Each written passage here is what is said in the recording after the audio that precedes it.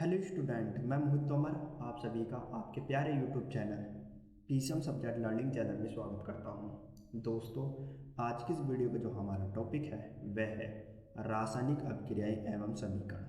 तो दोस्तों, आज की इस वीडियो में मैं आपको क्लास 10th के साइंस का जो चैप्टर है रासायनिक अभिक्रियाएं एवं समीकरण, उस चैप्टर के दोस्तों नोट्स लिखवाने वाला हूं और उन नोट्स को समझाने वाला हूं।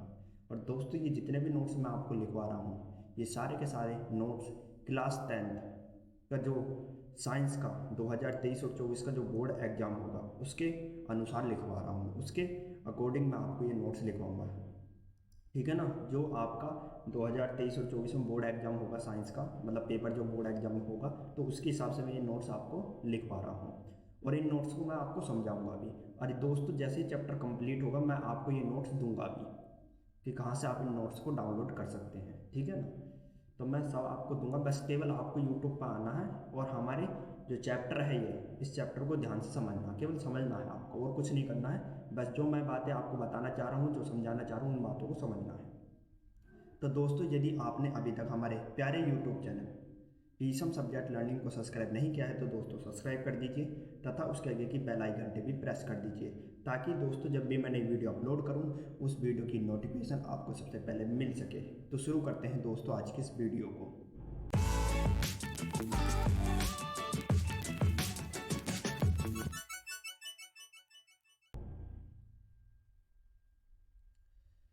तो दोस्तों, जैसा कि मैं बता चुका हूँ, हमारा चैप्टर है रासायनिक अभिक्रियाएं एवं समीकरण। तो दोस्तों, आप इस चैप्टर का नाम डाल सकते हैं, ठीक है। और दोस्तों, रासायनिक अभिक्रियाएं एवं समीकरण में हमारा जो पहला टॉपिक है वह है रासायनिक अभिक्रियाएं।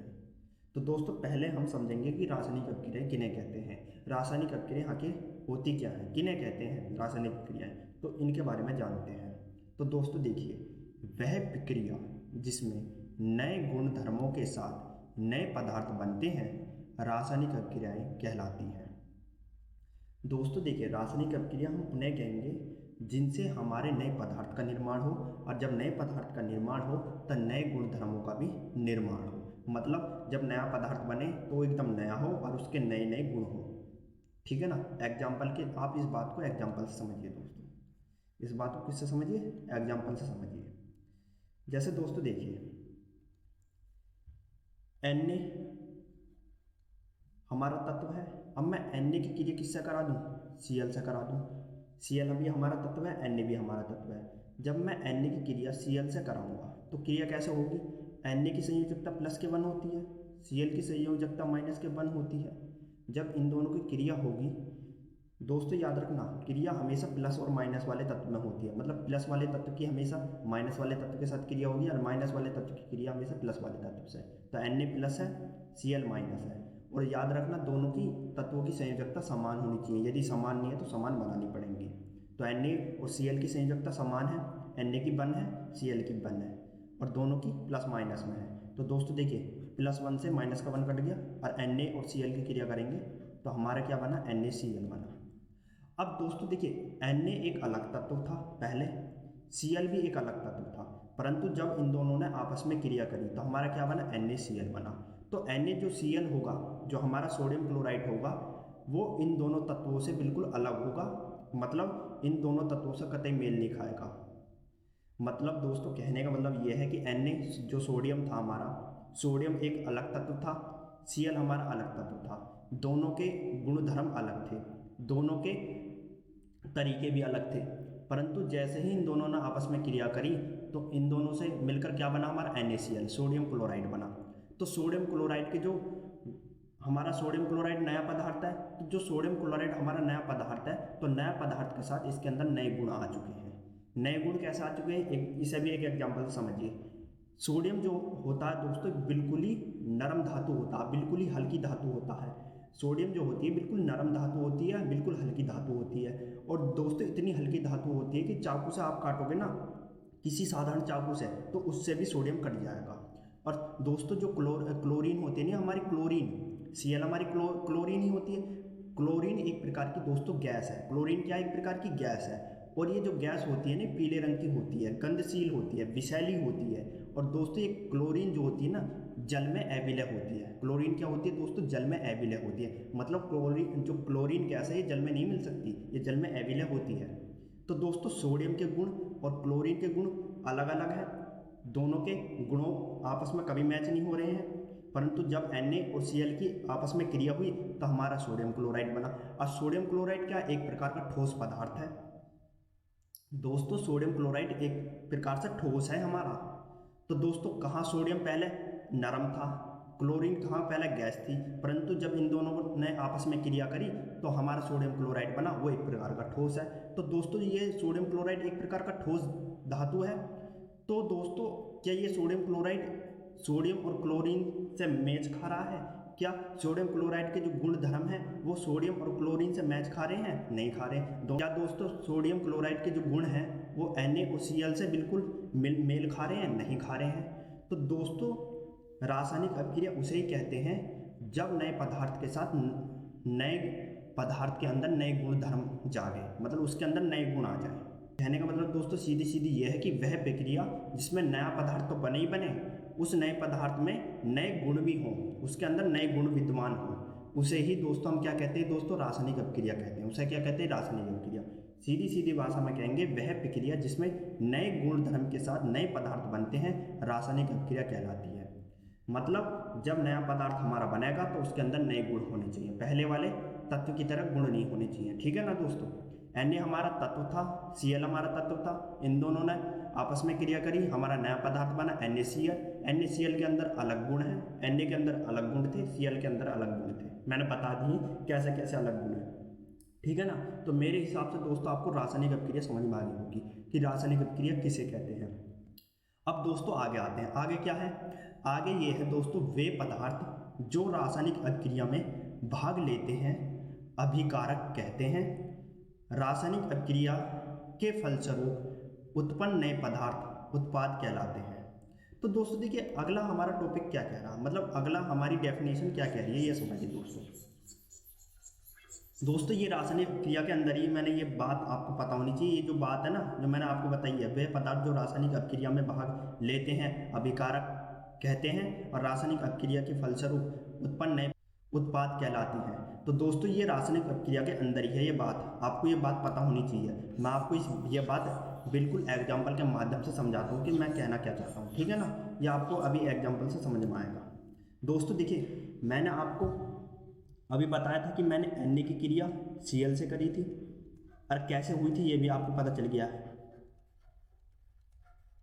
Na की संयोजकता प्लस के 1 थी, Cl की माइनस के 1 थी, और जो क्रिया होती है प्लस माइनस तत्व में होती है, और Na की +1 संयोजकता से Cl की माइनस की 1 संयोजकता कट गई और NaCl बन गया हमारा। तो दोस्तों हमारी इस अभिक्रिया में भाग लेने वाले कौन कौन से तत्व थे? एक तो Na है, एक Cl है। तो Na और Cl हमारा अभिकारक कहलाएगा। क्या कहलाएगा दोस्तों? अभिकारक कहलाएगा। क्या कहलाएगा दोस्तों? अभिकारक।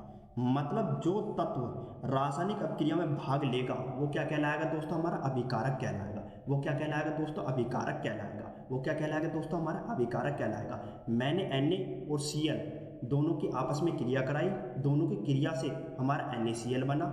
क्या बना? NaCl। तो Na और Cl क्या है? हमारा अभिकारक है। मतलब जो तत्व रासायनिक अभिक्रिया में भाग लेगा वो सारे के सारे तत्व हमारे अभिकारक कहलाएंगे।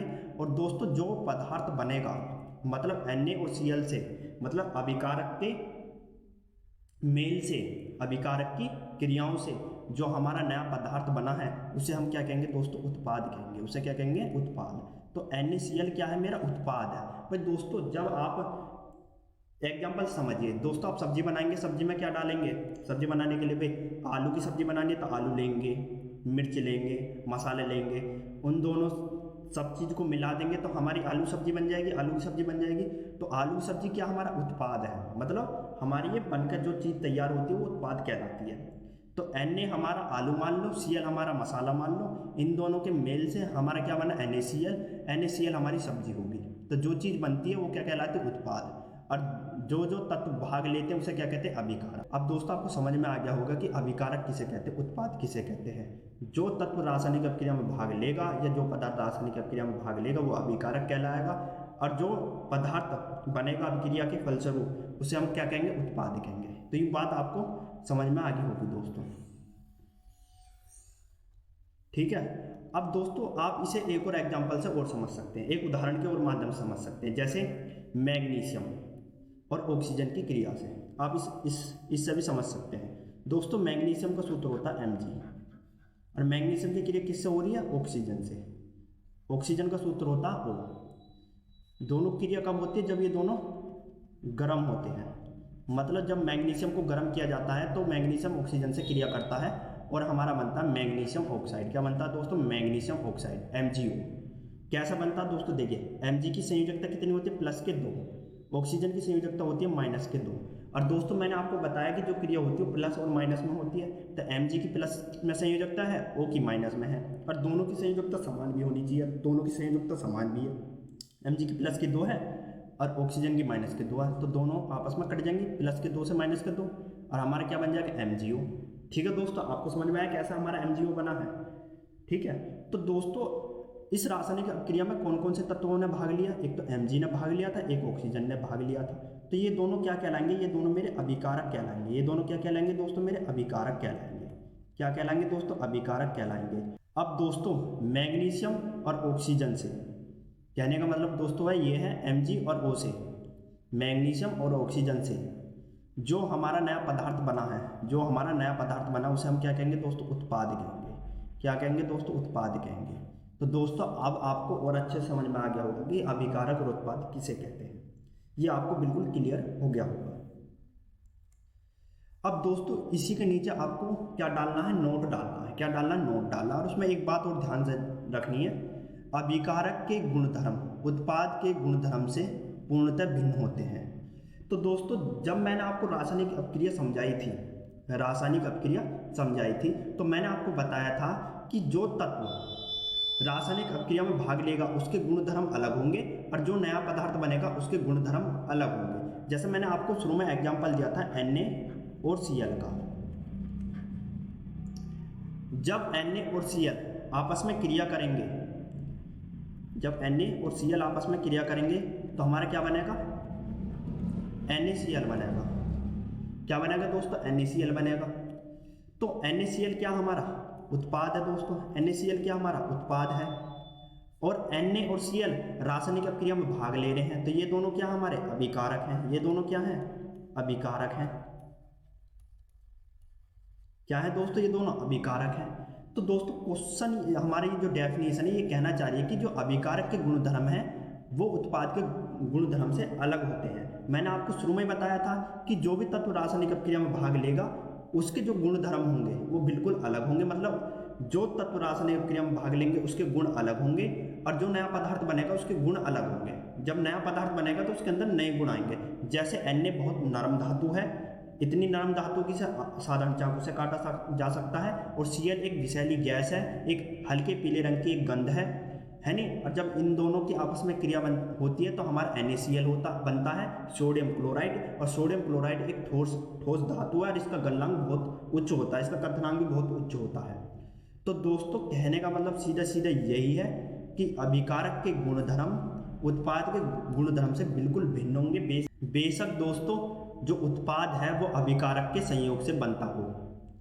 भाई जो अभिकारक किसे कहते हैं? जो रासायनिक क्रिया में भाग लेते हैं जो तत्व, वो हमारे अभिकारक होते हैं। तो अभिकारक की मदद से तो उत्पाद बनता है।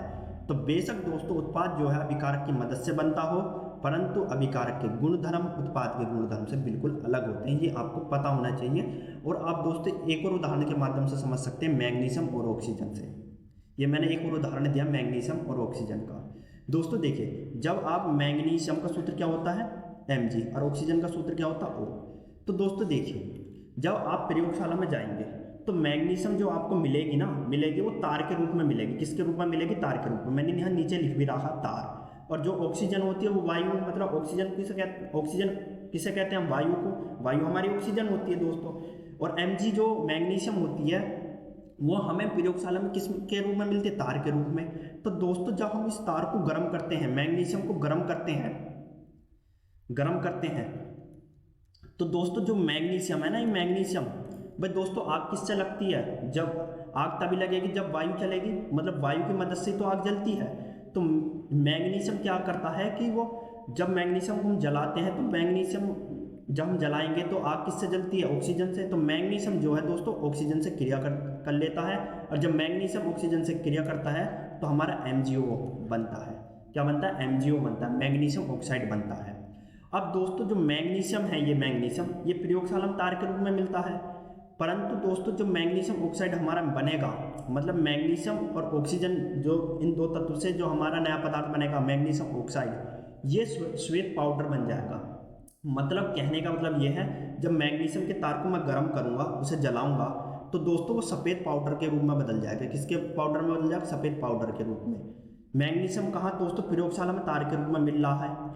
और कहाँ दोस्तों? जैसे ही उसे हमने मैग्नीशियम को गर्म करा और मैग्नीशियम ने ऑक्सीजन के साथ क्रिया करी, तो कहाँ वो सफ़ेद चूरन में बदल गया, सफ़ेद पाउडर में बदल गया, श्वेत पाउडर में बदल गया। तो दोस्तों जो मैग्नीशियम ऑक्साइड है, जो मैग्नीशियम ऑक्साइड है, क्या उसके गुणधर्म, जो उसके मैग्नीशियम ऑक्साइड के जो गुण हैं, वो क्या मैग्नीशियम से मिलने हैं, क्या ऑक्सीजन से मिलने हैं? बिल्कुल नहीं मिलने हैं। तो कहने का मतलब दोस्तों यही है, जो अभिकारक होता है उसके गुणधर्म, मतलब जो उसके अभिकारक के गुण जो होते हैं वो उत्पाद के गुण से बिल्कुल अलग होते हैं, बिल्कुल भिन्न होते हैं। मैग्नीशियम और ऑक्सीजन हमारा अभिकारक है, और दोस्तों ये जो MgO है हमारा मैग्नीशियम ऑक्साइड, ये हमारा उत्पाद है। तो उत्पाद का गुण अभिकारक के गुण से बिल्कुल भिन्न होगा। ठीक है ना दोस्तों? तो दोस्तों आपको ये बात समझ में आ गई होगी। ये बात जो है ना दोस्तों बहुत अच्छे से समझने की वाली बात है, और मैंने पूरी कोशिश करी है कि ये बात आपको बहुत अच्छे से समझ में आए, ये बात आपको अच्छे से पता होनी चाहिए, क्योंकि दोस्तों तभी आप आगे की जो थ्योरी है उसे समझ सकते हैं। दोस्तों इसके बाद आपको हेडिंग डालनी है रासायनिक अपक्रियाओं के अभिलक्षण। मतलब दोस्तों देखो, जब भी हम रासायनिक अपक्रिया करते हैं, जब भी दोस्तों हम रासायनिक अपक्रिया करते हैं, तो जब भी हम रासायनिक अपक्रिया करेंगे तो रासायनिक अपक्रिया में तत्व भाग लेते हैं। जब तत्व आपस में क्रिया करते हैं, तो क्रिया करने के बाद जो हमारा उत्पाद बनता है, जो हमारा नया पदार्थ बनता है, तो वो कई तरीके का बनता है, उसमें कई कई तरीके के परिवर्तन होते हैं। तो रासायनिक अपक्रिया जब होती है और जो हमारा नया पदार्थ बनता है, जो हमारा उत्पाद बनता है, वो किस किस तरीके का बन सकता है, तो आपको इसके बारे में पता होना चाहिए। मैं इसी के बारे में आपको बता रहा हूँ, तो वो स्टेप बाय स्टेप समझाऊंगा, एक एक टॉपिक के माध्यम से समझाऊंगा। जैसे पहला है गैस का निकलना। जब दोस्तों कुछ रासायनिक अपक्रियाएं ऐसी होती हैं, जब हमारा उत्पाद बनता है, नया पदार्थ बनता है, तो उसमें से गैस निकलती है। कुछ रासायनिक अपक्रियाएं ऐसी होती हैं दोस्तों, जब नया पदार्थ बनता है तो उसमें से गैस निकलती है। तो आपको लिखना है, कुछ रासायनिक अपक्रियाएं गैस के निकलने से अभिलक्षित होती हैं। मतलब कहने का मतलब है, अभिलक्षित का मतलब दोस्तों होता है सांकेतिक रूप में निकलती हैं। जैसे उदाहरण, जिंक की अभिक्रिया तनु हाइड्रोजन क्लोरिक अम्ल से कराने पर हाइड्रोजन गैस के बुलबुले उत्पन्न होते हैं। दोस्तों जैसे ही हम जिंक की अभिक्रिया तनु हाइड्रोक्लोरिक अम्ल से कराते हैं, तो हमारी हाइड्रोजन गैस निकलती है। क्या निकलती है? हाइड्रोजन गैस निकलती है। तो दोस्तों कुछ रासायनिक अपक्रिया हमारी कैसी हो सकती है? ऐसी हो सकती है जिनमें से गैस निकलेगी। मतलब जब उत्पाद बनेगा, जो हमारा नया पदार्थ बनेगा, उसमें से गैस निकल सकती है। दूसरा है दोस्तों हमारा अपक्षेप का बनना। अपक्षेप एक प्रकार का ठोस पदार्थ होता है दोस्तों। अपक्षेप को आप ठोस कह सकते हैं, एक ठोस पदार्थ। मतलब जो रासायनिक अपक्रिया होगी और रासायनिक अपक्रिया के फलस्वरूप जो हमारा नया पदार्थ बनेगा, वो एक ठोस के रूप में बनेगा, वो एक अपक्षेप के रूप में बनेगा। कुछ रासायनिक अपक्रिया ऐसी भी होती हैं। तो दोस्तों आपको इसमें लिखना है, अपक्षेप एक ठोस पदार्थ उत्पाद होता है जो रासायनिक अपक्रिया के दौरान विलयन से अलग होता है। उदाहरण, जब पोटेशियम आयोडाइड विलयन को लेड नाइट्रेट के विलयन में मिलाया जाता है, तो लेड आयोडाइड का पीला अपक्षेप बनता है। तो दोस्तों मैंने बताया नहीं आपको कि कुछ रासायनिक अपक्रियाएं ऐसी होती है जिसमें जो उत्पाद बनता है ना, वो अपक्षेप के रूप में बनता है, एक ठोस के रूप में बनता है। ठीक है दोस्तों, तो आपको ये बात भी समझ में आ गई होगी। तीसरा दोस्तों, रंग में परिवर्तन होना। मतलब दोस्तों कुछ रासायनिक अपक्रियाएं ऐसी होती हैं, जब अपक्रिया होती है उनके बीच में, जब नया पदार्थ बनता है, तो जो नया पदार्थ बनेगा उसमें उसके अंदर रंग में परिवर्तन होता रहता है, मतलब रंग चेंज होते रहते हैं। आपको इसमें लिखना है, कुछ रासायनिक अपक्रियाएं रंग में परिवर्तन द्वारा अभिलक्षित होती हैं। अभिलक्षित का मतलब होता है सांकेतिक रूप में दिखाई देती है। उदाहरण, जब साइट्रिक अम्ल और पोटेशियम परमैंगनेट विलयन के साथ क्रिया करता है, तो पोटेशियम परमैंगनेट विलयन का बैंगनी या जामुनी रंग विलुप्त हो जाता है। तो तो दोस्तों देखिए, उदाहरण के लिए आप ले सकते हैं कि जब नाइट्रिक अम्ल की क्रिया पोटेशियम परमैंगनेट विलयन के साथ हम करते हैं तो हमारा पोटेशियम परमैंगनेट विलयन का बैंगनी और जामुनी रंग का मतलब उत्पाद बनता है, और वो उत्पाद बनकर विलुप्त हो जाता है। मतलब बैंगनी और जो जामुनी रंग है वो बिल्कुल विलुप्त हो जाता है। ठीक है ना दोस्तों। तो कुछ रासायनिक क्रिया ऐसी भी होती हैं। चौथा है दोस्तों ताप में परिवर्तन। दोस्तों आपको केवल इनके बारे में जानना है कि जो हमारी रासायनिक अभिक्रियाएं होती हैं और अभिक्रिया होने के बाद जो पदार्थ बनता है वो किस किस तरीके का बन सकता है, किस किस तरीके से हमें प्राप्त होते हैं नए नए पदार्थ। ठीक है, वो बस आपको जानना है कि किस किस तरीके से हम नए पदार्थ को प्राप्त कर सकते हैं, वो आपको केवल जानना है। बस आपको कुछ नहीं करना इसमें, बस आपको जानना है, आपको बस इसकी जानकारी होनी चाहिए। चौथा है दोस्तों हमारा ताप में परिवर्तन होना। मतलब दोस्तों कुछ रासायनिक अभिक्रियाएं ऐसी होती हैं जब नया पदार्थ बनता है हमारा, तो उस नए पदार्थ में से हमारा ताप निकलता है, ताप उसके अंदर होता है। ठीक है ना। तो इसमें आपको लिखना है कुछ रासायनिक अभिक्रियाएं ताप में परिवर्तन द्वारा अभिलक्षित होती हैं। उदाहरण, जब बिना भुजा चूना जल के साथ क्रिया करता है तो भुजा चूना बनता है तथा अत्यधिक ऊष्मा उत्पन्न होती है। ऊष्मा उत्पन्न ऊष्मा के कारण मिश्रण गर्म हो जाता है। तो दोस्तों मैंने आपको बताया नहीं था कि कुछ रासायनिक अभिक्रियाएं ऐसी होती है जिसमें नया पदार्थ जब बनता है तो उसके अंदर क्या होता है, ताप होता है। तो एक उदाहरण है, जब बिना भुजा हुआ चूने की क्रिया हम जल से कराते हैं तो भुजा हुआ चूना बनता है। तो भुजा हुआ चूना का जो मिश्रण होता है हमारे पास वो बिल्कुल गर्म होता है, उसके अंदर ऊष्मा होती है। तो मैंने बताया नहीं कि जो कुछ पदार्थ ऐसे होते हैं जिन जब उनका निर्माण होता है, मतलब जब तत्व आपस में क्रिया करते हैं और जो नया पदार्थ बनाते हैं, तो कुछ ऐसे नए पदार्थ बनते हैं जिनके अंदर ऊष्मा होती है। ठीक है दोस्तों, तो आपको पता होना चाहिए कि किस किस तरीके से हमारे पदार्थ हमें प्राप्त होते हैं हमें। दोस्तों पांचवा है अवस्था में परिवर्तन। दोस्तों कुछ पदार्थ ऐसे होते हैं जब उनका निर्माण होता है तो उनकी अवस्था में परिवर्तन होता है। मतलब पहले कुछ और अवस्था में थे, अब किसी और अवस्था में आ जाएंगे। जैसे कुछ रासायनिक अभिक्रियाएं अवस्था में परिवर्तन द्वारा अभिलक्षित होती हैं। उदाहरण, जब मोम को जलाया जाता है तो जल तथा कार्बन डाइऑक्साइड बनते हैं। यहाँ मोम एक ठोस है जबकि जल तथा कार्बन डाइऑक्साइड क्रमशः द्रव तथा गैस है। तो दोस्तों मैंने आपको बताया नहीं था कि कुछ रासायनिक अभिक्रियाएं ऐसी होती हैं जब उनका निर्माण होता है तो उनकी अवस्था तब और होगी, और जब अभिक्रिया से पहले उनकी अवस्था कुछ और होगी। जैसे मोम जो होती है पहले तो ठोस होगी, परंतु जैसे हम जलाएंगे तो उसमें से जल बाहर निकलेगा और क्या निकलेगा दोस्तों, कार्बन डाइऑक्साइड गैस निकलेगी। तो जल क्या है, एक लिक्विड फॉर्म में है, द्रव फॉर्म में है, जबकि कार्बन डाइऑक्साइड क्या है, एक गैस है, गैस के रूप में है। तो पहले अवस्था कुछ और थी, मोम पहले ठोस अवस्था में थी। जैसे ही हमने उसकी क्रिया आग से कराई तो हमारा जल और कार्बन डाइऑक्साइड बाहर निकल गया। तो जल क्या है, एक द्रव है, और कार्बन डाइऑक्साइड क्या है, एक गैस है। तो दोस्तों आपको पता होना चाहिए कि जो हमारा पदार्थ निर्माण होगा, जिस भी पदार्थ का रासायनिक अभिक्रिया के बाद जो भी नया पदार्थ हमारा बनेगा वो किस किस तरीके का बन सकता है, किस किस तरीके से निकलता है, तो इसके बारे में आपको पता होना चाहिए। तो दोस्तों आज की क्लास में इतना ही। इससे आगे के नोट्स मैं आपको अगली क्लास में लिखवाऊंगा। यदि दोस्तों आपको हमारी वीडियो पसंद आई है तो लाइक सब्सक्राइब शेयर जरूर कीजिए। दोस्तों आपको हमारी वीडियो देखने का बहुत बहुत धन्यवाद।